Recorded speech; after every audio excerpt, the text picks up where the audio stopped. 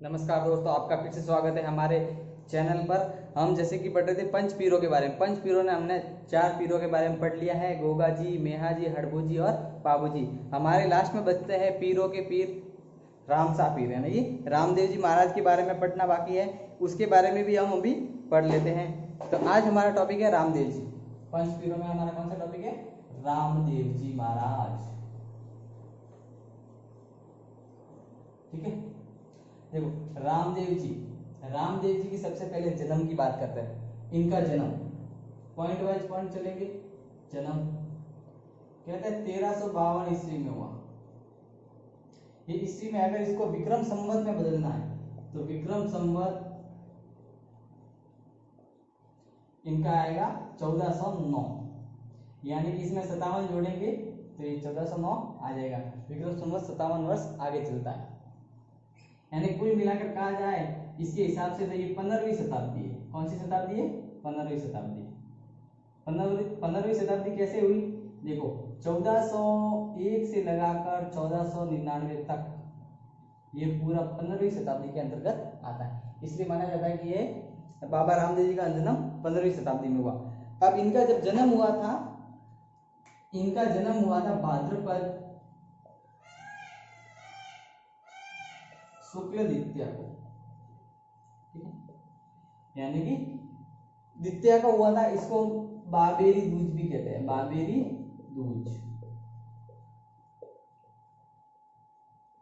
ठीक है, जिस दिन इनका जन्म हुआ था उस दिन शुक्ल द्वितीया थी, वो भी भाद्रपद महीना था। इसको बाबेरी दूज, इनके भक्त लोग बाबेरी दूज के नाम से भी ये जानी जाती है।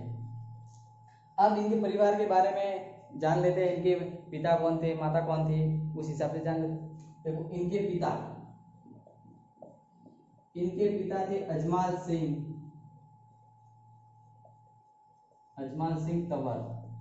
तंवर वंश के थे बाबा रामदेव जी। इनकी माता का नाम था मैणा दे, इनकी माता का नाम हो गया। इनकी पत्नी थी नेतल दे, कहीं कहीं पे नेहाल देवी कहते हैं, नेतल दे इनकी पत्नी थी। और ये थी अमरकोट की, अमरकोट पाकिस्तान, अमरकोट की थी। ठीक है, यानी कि दले सिंह जो सोडा राजपूत थे, दले सिंह सोडा राजपूत इनकी पुत्री थी। दले सिंह सोडा की पुत्री कौन थी? नेतल दे। इनसे इनका विवाह हुआ था। नेतल दे का विवाह दले सिंह सोडा से हुआ था, जो कि सोडा राजपूत थे। ये इनकी पत्नी के बारे में हो गया। अब इनके भाई थे वीरम दे।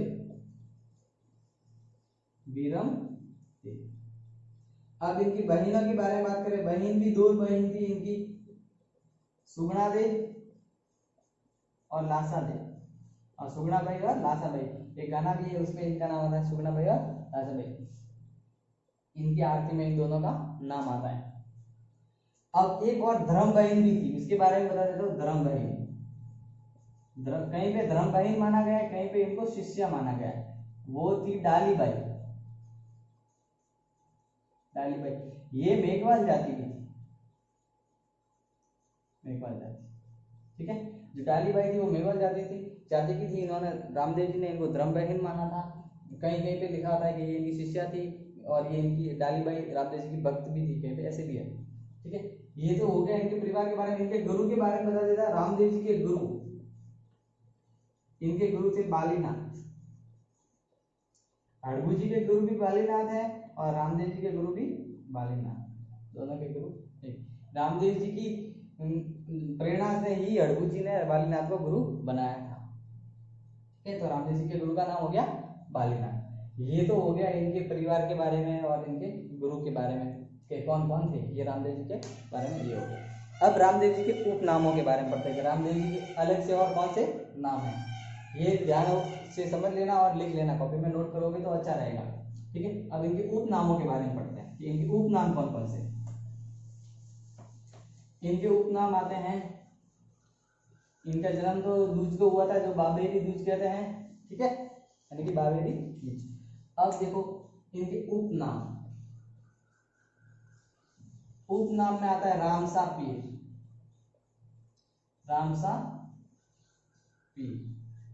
दूसरा पीरों के पीर, पीरों के पीर, ठीक है।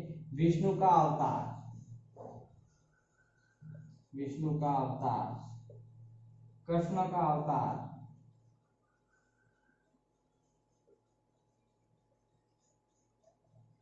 ये नाम इनके आते हैं, ठीक है। इनको रूणीचारा धणी भी कहते हैं, रूणीचारा धणी।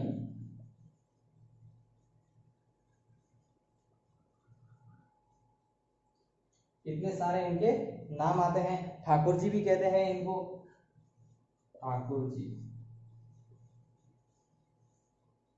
ये नाम हो गए इनके, ठीक है। अब इनके भाई का नाम था वीरमदेव, इनको मानते हैं बलराम का अवतार,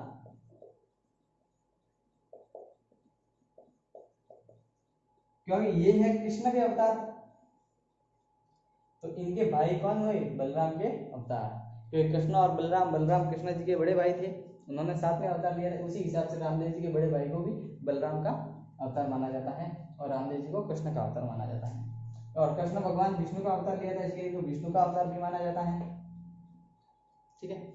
अब देखो पीरों के पीर इनको क्यों कहा है? जब रामदेव जी के चमत्कार सभी जगह फैल रहे थे, अलग अलग जगह रामदेव जी के इतने सारे चमत्कार है, ये कर दिया वो कर दिया, तो मक्का से 3 पीर आए। कितने पीर आए? 3। रामदेव जी की परीक्षा लेने आए, यहाँ पे आए तो रामदेव जी ने भोजन का आग्रह किया तो उन्होंने स्वीकार कर लिया। लेकिन जब भोजन करने बैठे तो उन्होंने कहा कि हम तो अपने बर्तनों में खाते हैं और वो बर्तन हम मक्का में भूल के आ गए हैं। तो रामदेव जी ने कहा कोई बात नहीं। रामदेव जी ने कहते हैं कि ऐसे हाथ फैलाया और वो सारे बर्तन लाए और उनके सामने रख दिए। इस प्रकार रामदेव जी ने इनके भोजन का प्रबंध किया। तब जो ये 3 पीर आए थे, इन्होंने कहा हम तो केवल क्या है? पीर, और आप क्या हो? पीरों के पीर हो, यानी कि आप पीरों के पीर हो। उस दिन से इनका नाम क्या पड़ा? पीरों के पीर। और वो मुस्लिम थे, इसलिए मुस्लिम लोग इनको क्या कहते हैं? रामसा पीर। मुस्लिम लोग इनको क्या कहते हैं? रामसा पीर। एक इनको सांप्रदायिकता का देवता भी कहते हैं, सांप्रदायिकता के देवता। सांप्रदायिकता के देवता इसलिए कहते हैं क्योंकि हिंदू और मुस्लिम दोनों लोग पूजते हैं रामदेव जी को, इसलिए इनको सांप्रदायिकता का देवता भी कहते हैं, ठीक है। ये हो गया इनके उपनामों के बारे में। अब इनके चमत्कारों के बारे में पढ़ते हैं कि इनके चमत्कार क्या थे। यहाँ पे साइड में पढ़ ले दो। पहले एक आंदोलन के बारे में पढ़ लेते हैं। इन्होंने कौन सा आंदोलन चलाया था? आंदोलन चलाया था इन्होंने शुद्धि आंदोलन। शुद्धि आंदोलन, शुद्धि आंदोलन क्या है? जब हिंदुओं पर एक कर लगाया जाता था जिसका नाम है जजिया कर। ये जजिया कर वो है जो गैर मुसलमानों पर लगने वाला कर है। जजिया कर जो जो हिंदू है यानी जो मुस्लिम नहीं है उन पे जो कर लगता था उनको जजिया कर कहते हैं। और जो जजिया कर नहीं देता था तो क्या उनको मुस्लिम बनना पड़ता था। इस प्रकार के इस कर में था कोई, तो ये कर यानी जजिया कर समाप्त कर ये शुद्धि आंदोलन इन्होंने चलाया था, यानी रामदेव जी ने इसको खत्म किया था और हिंदू और मुसलमानों की एकता को किया था, इसलिए इनको सांप्रदायिकता का देवता कहते हैं। रामदेव जी ने जजिया कर खत्म किया और धर्म परिवर्तन को रोका, धर्म परिवर्तन रोका, ठीक है। एक और धर्म परिवर्तन रोकने वाले थे, उनका भी मैं साथ साथ में बता देता हूँ। स्वामी दयानंद सरस्वती, स्वामी दयानंद सरस्वती, इन्होंने भी रामदेव जी की तरह ही इन्होंने भी जजिया कर को समाप्त किया। ये रामदेव जी से ज्यादा इन्होंने ज्यादा करने में सहयोग किया था। जजिया कर समाप्त करने में इनकी ज्यादा महत्वपूर्ण भूमिका रही स्वामी दयानंद सरस्वती की। तो रामदेव जी और दयानंद सरस्वती ने दोनों जजिया कर समाप्त करने के लिए आंदोलन चलाए थे। ये बात हमको याद रखनी। अब आगे ये तो आंदोलन के बारे में हो गई, अब चमत्कार के बारे में पढ़ लेते हैं। इनके चमत्कार क्या है? रामदेव जी के चमत्कार, उपनाम भी हो गए, आंदोलन हो गया, उनके परिवार के बारे में हो गया। अब इन्होंने क्या क्या चमत्कार किए जिस कारण उनको पूछते हैं लोग? रामदेव जी के चमत्कार। सबसे पहले उफनते दूध को ठंडा किया, दूध को ठंडा किया। कौन से दूध को? उफनते, ये सबसे पहला है। जब ये माँ की गोद में बैठे थे, माता जी चूल्हे पर दूध रख के आई थी, जब दूध उफन रहा था तो माँ को तो पता ही नहीं था दूध उफन रहा था, तब इन्होंने ठंडा किया था। तब एक चमत्कार सबसे पहला इन्होंने ये बताया था। और दूसरा चमत्कार इन्होंने बताया था, जब ये थोड़े से बड़े हो गए तो ये घोड़े की हाट करने लगे, तो एक दर्जी से घोड़ा बनाया था, दर्जी से कपड़े का घोड़ा, कपड़े का घोड़ा। और जो कपड़े का घोड़ा दर्जी ने इनको लाके दिया था उसको उड़ाया था। दूसरा ये चमत्कार हुआ था। तीसरा चमत्कार इनका हुआ था, इनके गुरु थे, गुरु कौन थे? बालीनाथ जी, बालीनाथ। इनको हरि दर्शन कराए, हरि दर्शन यानी इनको विष्णु का अवतार माना जाता है बाबा रामदेव जी को। तो इन्होंने अपने गुरु को साक्षात विष्णु भगवान या कृष्ण भगवान के दर्शन करवाए थे बाबा रामदेव जी ने अपने गुरु स्वयं को। ठीक है। चौथा आता है, एक रायका था, वो इनके चमत्कारों को कहते हैं कि नहीं मानता।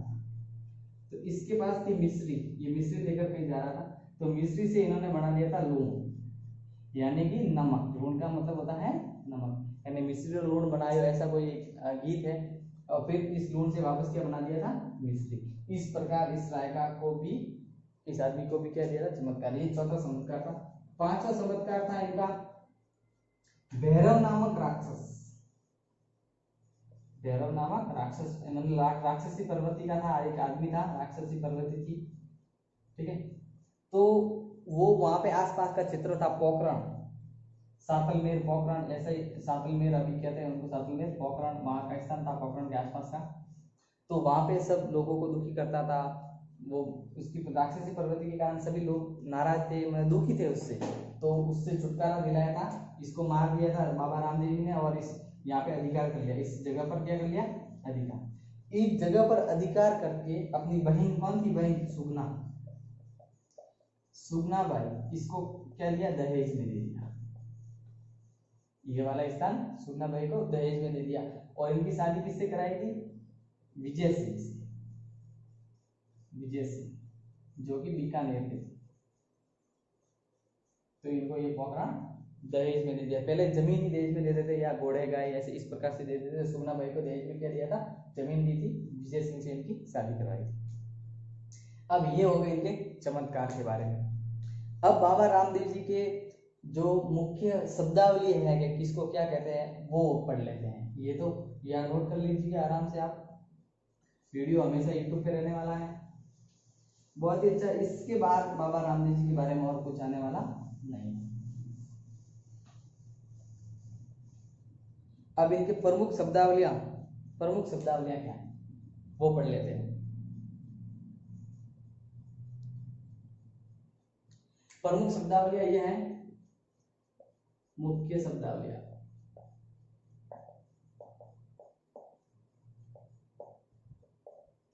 सबसे पहले मैं लिखता हूं नेजा। नेजा होती है इनकी ध्वजा। क्या होती है? ध्वजा, जो मंदिर के ऊपर फहराई जाती है, या जो श्रद्धालु वगैरह लेके जाते हैं उसको कहते हैं, जो नेजा कहते हैं उसको, वो क्या होती है? ध्वजा होती है, उसको नेजा कहते हैं। दूसरी बात होती है देवरा, देवरा या थान, ये इनके मंदिर को कहते हैं। रामदेव जी का मंदिर है उसको देवरा कहते हैं, इसलिए जो जैसलमेर में बना हुआ उसको क्या कहते हैं? रामदेवरा। अब दूसरी बात आती है हमारे पास रेखिया। रेखिया शब्द रामदेव जी से जुड़ा हुआ है। ये मेघवाल जाति के इनके भक्त होते हैं, मेघवाल जाति के भक्त, उनको क्या कहते हैं? रेखिया। एक होता है जम्मा, यानी कि मारवाड़ी में कहते हैं जमा, जमा देते हैं ना, यानी कि ये होता है जो भजन होते हैं, यानी रात्रि जागरण, रात्रि जागरण किया जाता है, उसको क्या कहते हैं? रामदेव जी के नाम पर उसको क्या कहते हैं? जम्मा कहते हैं। और इनके बारे में एक आती है 24 वाणियां, ये इंपॉर्टेंट है। 24 वाणियां, देखो ये 24 वाणियां है क्या? ये एक ग्रंथ है, रामदेव जी द्वारा रचित ग्रंथ, रामदेव जी द्वारा रचित ग्रंथ। एकमात्र ये कवि है, पंचपीरों में एकमात्र ये कवि हैं। इनके द्वारा 24 वाणियां नामक ग्रंथ की रचना हुई थी। ठीक है, एकमात्र कवि जो लोक देवता भी हैं और कवि भी हैं, दोनों काम किए थे इन्होंने। ठीक है, 24 वाणियां नामक इन्होंने ग्रंथ की रचना की थी। अब आता है पर्चा। पर्चा क्या है? रामदेव जी के चमत्कार। रामदेव जी के चमत्कार, जो रामदेव जी के चमत्कार है वो सब किस में आते हैं? इनके पर्चों में आते हैं। ठीक है, ये भी अपन को ध्यान में रखनी है। बियावले, एक शब्द आता है बियावले, रामदेव जी की प्रशंसा में, रामदेव जी की प्रशंसा में गाए जाने वाले, भक्तों द्वारा गाए जाने वाले गीत, भक्तों द्वारा गाए जाने वाले गीत, गाए जाने वाले गीत। ठीक है, ये हो गए बियावले, यानी जो भक्त इनकी प्रशंसा में गाते हैं या इनके भजन गाते हैं वो क्या हो गए? बियावले हो गए। अब एक बात और आती है, जातरू। यहाँ पे लिख देता हूं जातरू। जातरू होते हैं वो इनके यात्री होते हैं, वो इनके क्या होते हैं? यात्री, जो उनके मंदिर पर पैदल चलकर जो जाते हैं या ऐसे जाते हैं, नेजा लेकर ध्वजा लेकर जाते हैं, उनको सबको क्या कहते हैं? जातरू। यानी दर्शनार्थ जो भी लोग जाते हैं उनको जातरू कहते हैं। तो ये इनकी मुख्य शब्दावलियां थी, बहुत इंपॉर्टेंट है, इसमें से क्वेश्चन बन सकते हैं। अब आगे और पढ़ते हैं, थोड़ी सी और रही है बात रामदेव जी के बारे में जो इंपॉर्टेंट है, अभी और पढ़ लेते हैं। एक मात्र ये लोक देवता जिन्होंने जीवित समाधि ली। इन्होंने क्या ली थी? जीवित समाधि। एक मात्र लोक देवता जीवित समाधि, और समाधि कहां पे ली थी? राम सरोवर। वर्तमान में अभी देखो ये आया हुआ है रुणेचा, पोखरण, जैसलमेर। रुणेचा गांव जो पोखरण जैसलमेर में आया हुआ है। राम सरोवर में इन्होंने क्या ली थी? समाधि ली थी। ठीक है, रुणेचा में इन्होंने समाधि ली थी, वो भी कौन सी? जीवित समाधि, इस पाल के किनारे, इसकी पाल के किनारे। और इनका मुख्य मंदिर इस पाल के किनारे ही बना हुआ है। अब ये कब ली थी समाधि? कब ली थी समाधि? ली थी इन्होंने भाद्रपद शुक्ल एकादशी। भाद्रपद शुक्ल एकादशी को इन्होंने क्या ली थी? समाधि। ठीक है, ये बात भी हो गई। अब इनके मेले के बारे में बात करते हैं। इनका मेला कब पड़ता है? इनका मेला देखो, मेला पड़ता है बाबेरी बीच को, बाबेरी बीच। और बाबेरी बीच कब आती है? भाद्रपद शुक्ल द्वितीया। मुख्य मेला इस दिन से बढ़ना चालू होता है, कुल ये चलता है 10-11 दिन चलता है, यानी कि भाद्रपद शुक्ल द्वितीया से एकादशी तक, यहाँ तक भाद्रपद शुक्ल एकादशी, इतने दिन पूरा ये मेला चलता है, बाबेरी बीज से लगाकर एकादशी तक। यानी समाधि जन्म से लेकर, ये द्वितीया को क्या हुआ था? इनका जन्म हुआ था, जन्म से लेकर जिस दिन जन्म हुआ था वहां से लेकर समाधि हुई वहां तक ये मेला चलता है। लगभग इस पूरे पखवाड़े में इनका मेला चलता है। ये एकदम से लोग आना चालू हो जाते हैं और पूरे ये भाद्र शुक्ल पक्ष में पूरे मेला लगता है। ठीक है, ये हो गया इनके मेले के बारे में बात हो गई। अब देखो इनके मंदिर है, इनका जो मंदिर मेन मंदिर बना हुआ रामदेवरा, जैसलमेर में जो मंदिर बना हुआ उसको क्या कहते हैं? रामदेवरा। जो कहां पे बना हुआ है? राम सरोवर की पाल पर बना हुआ है। ये रामदेवरा है जो अंदर से कैसा है? मस्जिद जैसा है, यानी इसमें मूर्ति नहीं है, इसमें क्या है? समाधि है। जो मस्जिद में कैसा होता है? इसमें चादर चढ़ती है, हरी चादर। रामदेव जी को क्या चढ़ती है? हरी चादर, हरी चादर चढ़ती है। ये इंपॉर्टेंट बात है कि रामदेव जी की मूर्ति नहीं है, समाधि बनी हुई है और उस पर क्या चढ़ती है? हरी चादर। ठीक है, और इनके मंदिर को देवरा कहते हैं, मैं पहले ही बता चुका हूँ। इनके मुख्य मंदिरों के बारे में भी बात करेंगे। तो इनका मुख्य मंदिर कहाँ पे आए हुए हैं ये बात तो हम समझ चुके हैं। इनके मुख्य मंदिर अब कहाँ आए हुए हैं वो भी लिख लेते हैं, इसको मिटा के लिख लेते हैं। मुख्य मंदिर सबसे पहला तो मैं रामदेवरा ही लिख देता हूँ, रामदेवरा। ये कहाँ आया? पोखरण जैसलमेर। पोखरण जैसलमेर। दूसरा आया छोटा राम देवरा, छोटा राम देवरा, ये कहां पर आया हुआ है? गुजरात।